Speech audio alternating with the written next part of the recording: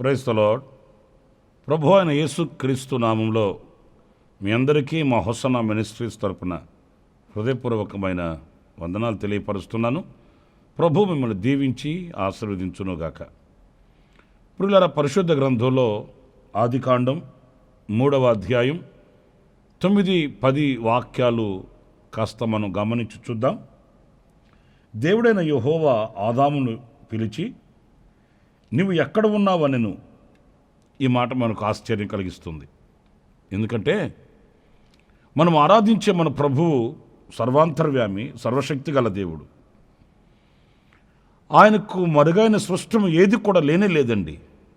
ఆయన అగ్నినేత్రములు కలిగిన వాడు, సమస్తాన్ని పరిశీలించి పరీక్షించి ఆయన తేటతెల్లగా తెలుసుకొనగలిగిన సామర్థ్యము గల దేవుడు.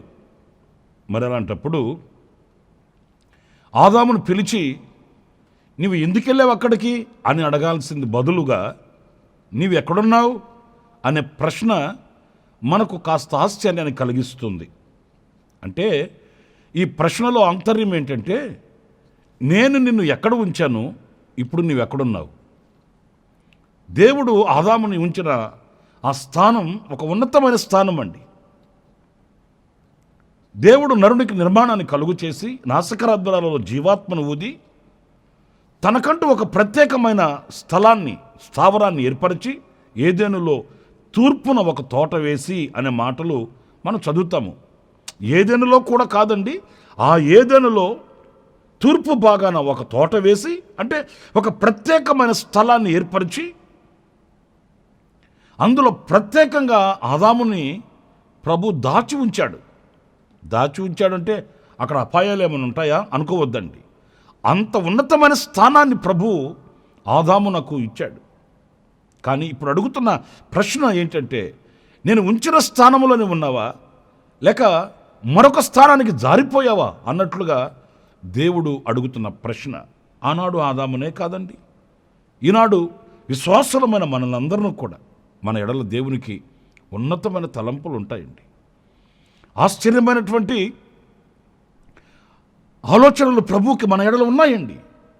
కానీ ఈ రోజున దేవుడు మనల్ని ఉంచిన ఆ స్థానాన్ని మనం విడిచిపెట్టి, దేవుడు మనకు ఇచ్చినటువంటి ఆ ఉన్నతమైన ఆధిక్యతను విడిచిపెట్టి జారిపోతూ మన ఆలోచన అనుసారంగా, మన తలంపుల ప్రకారం మనం ఈ రోజున వేరే స్థావరంలో నిలిచి ఈ రోజున దేవుడు మనకు అనుగ్రహించిన దివ్యమైన దీవెనలు ఎన్నో మనం పోగొట్టుకుంటున్న వారము అనే విషయాన్ని మనం మర్చిపోకూడదు, మనం వివేచించాలండి. ఎందుకంటే ఈ రోజున ఆత్మీయతను పోగొట్టుకున్న వాళ్ళు ఉన్నారు, అభిషేకాన్ని పోగొట్టుకున్న వాళ్ళు ఉన్నారు, రక్షణను పోగొట్టుకున్న వాళ్ళు ఉన్నారు, రక్షణ ఆనందాన్ని పోగొట్టుకున్న వాళ్ళు ఉన్నారు, కుటుంబాలను పోగొట్టుకున్న వారు ఉన్నారు. ఇంకా చెప్పాలంటే ఆధ్యాత్మికంగా ఈ రోజున చచ్చిన పరిస్థితుల్లో ఉన్న వాళ్ళు కూడా ఎందరో కనిపిస్తున్నారండి. కాలం గతించిపోయిన తర్వాత, వయసు దొర్లిపోయిన తర్వాత, ముదిమి వచ్చిన తర్వాత, అయ్యో నా కాలం అంతా ఇలాగ గడిచిపోయింది, నా దినాలన్నీ ఇలాగ దొర్లిపోయాయి, నా సమయం అంతా వ్యర్థమైపోయిందని ఎంత మనం వ్యధ చెందినా బాధపడినా పోయిన కాలం తిరిగి రాదు. జార విడుచుకున్నవి మరలా కూడా మనల్ని అవి చేరుకోవండి. కనుక నా ప్రియమైన సహోదరులారా, దేవుడు ఉంచిన ఆ స్థానాన్ని ఆదాము పోగొట్టుకున్నాడు. ఈ రోజున ఆ పోగొట్టుకునేందువలన తను ఏ స్థితిలో ఉన్నాడు అనంటే, సిగ్గుతో తలదించుకునే పరిస్థితులలో, తల ఎత్తలేని పరిస్థితులలో ప్రియులారా, చెట్ల ఆకులను కప్పుకొని వాటిని ఆధారం చేసుకొని జీవితాన్ని గడుపుతున్నటువంటి బ్రతుకు ఆదాముది ఆనాడు. మరి ఈనాడు మన పరిస్థితి ఏంటి? దేనిని ఆధారం చేసుకుని బ్రతుకుతున్నాము? దేనిని ప్రేమించి, దేని చాటున ఈ చాటు సరిపోతుంది అన్నట్లుగా సంబరపడుతున్నాము అనేది మనం ఆలోచించుకోవాలి. దేవుడు ఆయన మీద మనం ఆధారపడాలని కోరుకుంటాడండి. మీకు ఇంకో మాట చెప్పనా, ఇశ్రాయేలీయుల్ని 40 సంవత్సరాలు ఆయన అరణ్యంలో నడిపించాడండి. వారు ఎరుగని క్రొత్త మార్గంలో తీసుకొని వెళ్ళాడంట. ఎందుకని? ఆయనకి ఏమైనా సరదానా? దగ్గర దారిలో పాలు తెనులు ప్రవహించు దేశంలో వాళ్ళని తీసుకుని వెళ్ళి పెట్టచ్చండి. కానీ వారు ఎరుగని క్రొత్త మార్గంలో ఆయన వారిని తీసుకుని వెళ్ళడానికి గల కారణం ఏంటంటే, ప్రతి క్షణం నా ప్రజలు నా మీద ఆధారపడాలి. నేను వారిని పోషించాలి, నేను వారిని నడిపించాలి, నేను వారిని గమ్యం చేర్పించాలి, ప్రతి క్షణం నా సన్నిధి వారు అనుభవించాలి అన్న అభిలాష దేవునిది. నా ప్రియమైన దేవుని బిడ్డలారా, ఆలోచించండి. మన ఇంట్లో పిల్లలు ఉంటారు, మనం ఏం ఆశిస్తాం? ప్రతిదీ వాళ్ళు మన మీద ఆధారపడి మన దగ్గరకు వచ్చి మన చేతులతో వాళ్ళు పుచ్చుకున్నప్పుడు మనకెంతో ఆనందం అనిపిస్తుంది, మనకెంతో సంతోషం అనిపిస్తుంది. మరి తండ్రి అయిన దేవుని యొక్క ప్రేమ అంతకంటే మిన్నయైనది కదా, అంతకంటే శ్రేష్టమైనది కదా. ఆయన ఏం ఆశిస్తాడు? నా చేతిలో, నా కుడి చేతిలో సుఖములు ఉన్నాయి, నిత్య సుఖమున్నది, ఈ నిత్య సుఖాన్ని నా బిడ్డలకు నేను అనుగ్రహించాలి అని ఆయన ఆశిస్తాడు. కానీ మనమేమో ఆయన చేతికి దూరమై, ఆయన ప్రేమకు దూరమై, ఆయన వాత్సల్యమునకు దూరమై, ఆయన కటాక్షమునకు దూరమై మనం ఏదో ఆధారం చేసుకుంటున్నామండి, దేనినో చాటు చేసుకుంటున్నామండి, దేని చేతనో బ్రతకాలనుకుంటున్నామండి. అందుకే నా ప్రియ సహోదరులారా, ఈ రోజున నిన్ను నువ్వు విమర్శించుకోవడానికి, నిన్ను నువ్వు పరిశీలించుకోవడానికి, నిన్ను నువ్వు పరీక్షించుకోవడానికి ప్రభు ఈ చక్కటి తరుణాన్ని మీకు అనుగ్రహించాడనే విషయాన్ని దేవుని వాక్యాన్ని బట్టి నేను మీకు జ్ఞాపకం చేస్తున్నాను. ఒక్కసారి మీరు మీ స్థితిని, మీ యొక్క గతిని, లేక మీరు ఉన్న స్థానాన్ని మీరు గుర్తించిన వారై ఒక్కసారి ప్రభు వైపు తిరగవలసిన అవసరం ఉందని నేను క్రీస్తు ప్రేమను బట్టి నేను మీకు తెలియపరుస్తూ ఉన్నాను. అంతేకాదండి, మరొక మాట పరిశుద్ధ గ్రంథంలో మనం చదువుతాము. ఒకసారి 10 మంది కుష్ఠరోగులు ప్రభు దగ్గరికి వచ్చారండి. వాళ్ళు ఆయనను ఏమడిగారు? మేము స్వస్థ చిత్తులు కావాలి అని కోరుకున్నారు. ప్రభు వారిని స్వస్థపరిచి ఒక్క మాట, మీరు వెళ్ళి యాజకులకు కనపరుచుకోండి అన్నాడు. ఆశ్చర్యమైన సంగతి ఏంటంటే, వాళ్ళు యాజకుల దగ్గరికి వెళుతున్నప్పుడే వాళ్ళు స్వస్థచిత్తులైపోయారండి. అయితే ఆశ్చర్యమైన సంగతి, వారిలో ఒక్క వ్యక్తి మరలా తిరిగి వచ్చి ఆయనకు కనపరుచుకొని ఆయనకు కృతజ్ఞతా భావాన్ని వ్యక్తపరిచినప్పుడు ఆయన అడుగుతున్న ప్రశ్న ఏంటో తెలుసండి. చూడండి, లూకాసు వార్త 17వ అధ్యాయం 17-18 వాక్యాలలో, అందుకు యేసు 10 మంది శుద్ధులైరి కారా, ఆ 9 ఎక్కడా? చూశారండి, ఆ 9 మంది ఎక్కడా? అంటే స్వస్థపడింది 10 మంది కదా, మరి ఆ 9 మంది ఎక్కడికి వెళ్ళారు అంటే ఆయన అడుగుతున్న ప్రశ్నలో ఉన్న ఆంతర్యం ఏంటంటే, ఆ 9 మందికి కృతజ్ఞత ఎక్కడా? ఒక్కడేనా బాగుపడింది? లేదు కదా, 10 మంది బాగుపడ్డారు. మరి ఆ 10 మందిలో ఒక్కనికే కృతజ్ఞత భావం. నేను ఒక మాట అడుగుతాను, ఆ ఒక్కనికే అన్న చోట మనం ఉన్నామా ఈ రోజున? మీరు ఆలోచించండి, ఎన్ని ఉపకారాలు మనం పొందుతున్నామండి. దినదినము ఎన్నో ఉపకారములు పొందుకొని కఠోరమైన ఈ రోజున కసాయి లోకంలో ఈ రోజున కాలు కదపగలుగుతున్నాము అని అంటే కరుణామయుని యొక్క కనికరం, కటాక్షం కాదంటారా? మన కనుల ఎదుట ఈ రోజున ప్రవాహం కదా కొట్టకపోయినట్లుగా ప్రజలు ఈ లోకాన్ని విడిచిపెట్టి వెళ్ళిపోతున్నారు. ఒకవైపున యుద్ధాలు, మరొక వైపున వ్యాధులు, మరొక వైపున కష్ట పరిస్థితులు మనిషిని అదో పాతాలను కీడ్చుకుని వెళుతున్న దుర్దినములలో మనం బ్రతుకుతున్నామండి. మరి ఈరోజు బట్టగట్టి బైబిల్ బట్టి బజార్లో తిరుగుతున్నాము, కుటుంబాన్ని సఖ్యంగా మనం చూసుకోగలుగుతున్నాము, ఒకరిని ప్రేమ అనురాగాలతో పలకరించుకోగలుగుతున్నామంటే ఇది ఎవని దానం? ఎవని దానం అండి? మరి కృతజ్ఞత కలిగిన వారమై దేవుని సన్నిధిలో ఆయన ముఖదర్శనం చేయగలుగుతున్నామా? ప్రభువా, నీవు నాకు ఆరోగ్యం ఇచ్చావు, నాకు ఐశ్వర్యమునిచ్చావు, నాకు సమాధానమునిచ్చావు, నాకు సహవాసమునిచ్చావు, నాకు కుటుంబాన్ని ఇచ్చావు, నాకు సమస్తాన్ని సమకూర్చావు నాయన అని విశాలమైన హృదయంతో ఏనాడైనా ప్రభువును స్తుతించగలిగిన మంచి మనసాక్ష్యం అనుకున్నదండి? లేదు.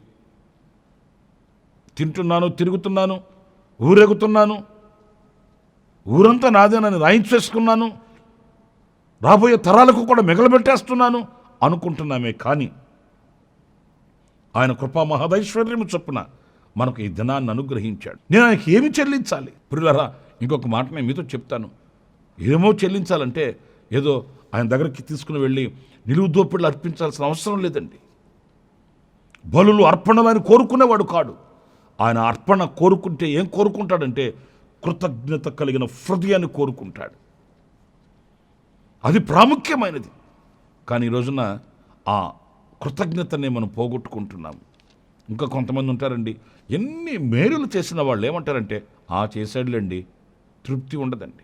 వాళ్ళు ఎంత కొన్నారు, వీళ్ళు ఎంత కొన్నారు, వాళ్ళకి ఎంత ఉంది, వీళ్ళకి ఎంత ఉంది, మరి నాకేది? అంతేగాని దేవుడు నాకు ఇంత కృపనిచ్చాడు కదా, ఈ కృపకు నేను నమ్మకస్తుడనై కృతజ్ఞత కలిగిన వాడినై ఉంటే కదా నా దేవుడు మరిన్ని ఆశీర్వాదాలు నాకు అనుగ్రహిస్తాడు అనే భావన, అనే ఆలోచన వాళ్ళకు ఉండదండి. ఎప్పుడు చూసినా సణుగులు, గొణుగులు, సంశయాలు. దేవుని వాక్యంలో మనం చదువుతాం, లోకంలో ఉన్నదంతయు నేత్రాశ, శరీరాశ, జీవపు డంబమని ఆ కోవకు చెందిన వ్యక్తులుగా కనిపిస్తారండి. ఎంతసేపటికి ఏమి తినాలి, ఏమి తాగాలి, ఏమి ధరించాలి, కనులకు ఏది ఇంపైనది, సమాజంలో నాకు ఘనత ఎక్కడ, ఇలాంటి వాటిని ఆలోచిస్తారే కానీ జీవమిచ్చిన దాతకి నేను కృతజ్ఞుడనై బ్రతకాలి, ప్రాణమిచ్చిన దాతకి నేను నమస్కరించాలి అనే మంచి విశాలమైన హృదయము వారికి కనబడదు. అందుకే ఆయన అడుగుతున్నాడు, కృతజ్ఞత గలవారు ఎక్కడ? కృతజ్ఞత కలిగి జీవించగలిగిన వారు ఎక్కడున్నారు? అనేక మంది మేలులు పొందారు కదా, అనేక మంది ఉపకారాలు పొందారు కదా, అనేక మంది స్వస్థతను అందారు కదా, వారెక్కడ? పురులారా, మరణ పడకల్లో ఉన్నప్పుడు లేవనెత్తిన వాడు ఆయన కదా. ఒంటరిగా ఇంటి మీద ఒంటిగా ఉన్న పిచ్చుకోవలే కుములుతూ ఉన్నప్పుడు ఆదరించిన వాడు ఆయన కదా. మరి ఈ రోజున అన్ని మేలులు పొందిన నీవు ఎందుకు కృతజ్ఞుడిపై బ్రతకలేకపోతున్నావు? ఆఖరిగా మరొక మాట కూడా నేను మీకు జ్ఞాపకం చేస్తాను. ఒక రోజున దేవుడు ప్రత్యక్షమై కయ్యూని అడుగుతున్నాడు, కయ్యూను, నీ తమ్ముడెక్కడా? నీ తమ్ముడెక్కడా? అట్లాగని కయ్యూను అంటాడు, నా తమ్ముడికి నేనేమైనా కావలవాననా? చూసారండి, నా తమ్ముడికి నేను కావలవానేనంటాయా? దేవుడు అడిగిన ప్రశ్నకి కయ్యూను చెప్పే సమాధానం చూడండి ఎంత ఇదిగా ఉందో. నీ తమ్ముడెక్కడా అనంటే ఇక్కడ మనం గమనించాలి, బాధ్యత. బాధ్యత అండి. ఏదో నువ్వు కాదు, నీ బాధ్యత ఏది అన్నప్పుడు కయ్యూను దోషిగా నిలబడ్డాడండి. ప్రేమైన దేవుని బిడ్డలారా, మనం ఏమనుకుంటామంటే ఏదో భక్తి మనకై మనం కాదండి. మనకే కాదు, మన ద్వారా అనేక మంది జీవించబడాలి, మన ద్వారా అనేక మంది ప్రభు వైపు ఆకర్షించబడాలి, మన ద్వారా అనేక మంది బ్రతకాలండి. ఒక్కసారి మీరు ఆలోచించండి, ప్రభు మనల్ని లెక్కడుగుతున్నప్పుడు మనం ఆయనకు సమాధానం చెప్పాలి. ఇది ఒక్కొక్కరి మీద భుజస్కంధాల మీద పెట్టిన భారం అండి. మన సహోదరులము అనుకున్న ప్రతి ఒక్కొక్కరిని మనం ప్రభు దగ్గరకు నడిపించగలగాలి. మనం చిన్నప్పుడు పాఠశాలలో, హై స్కూల్లో మనం ప్రతిజ్ఞ చేస్తామండి, భారతదేశం నా మాతృభూమి, భారతీయులందరూ నా సహోదరులు. ఆ రోజుకి అయిపోయిందండి. మరి భారతీయులందరూ నా సహోదరులు అన్నప్పుడు ఆ సహోదరులని గురించిన లెక్క మనం చెప్పాలి కదండి. దాని కొరకై మనం ఏం చేయగలగాలి? మనం ప్రకటించగలగాలి, మన సాక్షిగా నిలబడగలగాలి.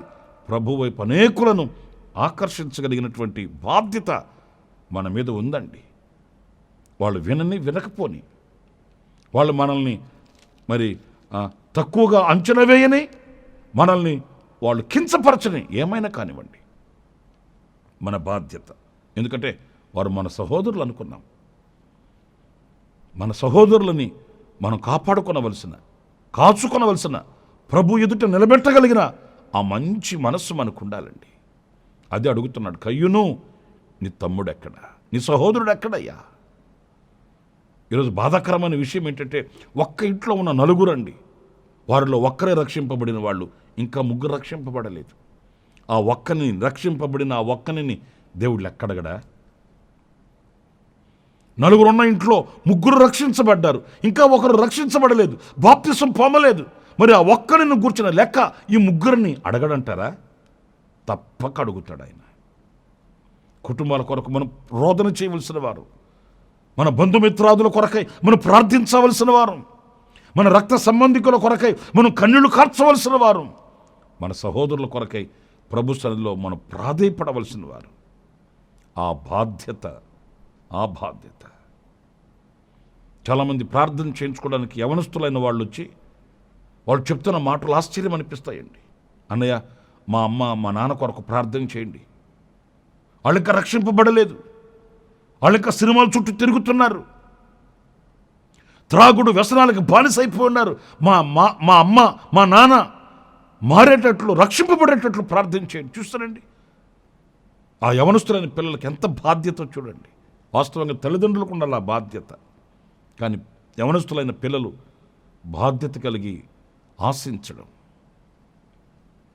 ఒకసారి ఈ వాక్యాన్ని బట్టి మనం ఆలోచిద్దాము, విమర్శించుకుందాం, పరిశీలించుకుందాం. ప్రభు ఎదుట మనం లెక్క చెప్పాలన్న బాధ్యతతో, భారంతో, భయముతో ప్రియ సహోదరులారా, మన సహోదరుల కొరకై మనం పాటుపడదాం, ప్రార్థన చేద్దాం. వారిని క్రీస్తు యేసు సముఖానికి తీసుకుని వెళ్ళి ఆయన ఎదుట నిలబెడదాం. అలాంటి కృప దేవుడు మనందరికీ అనుగ్రహించుగాక.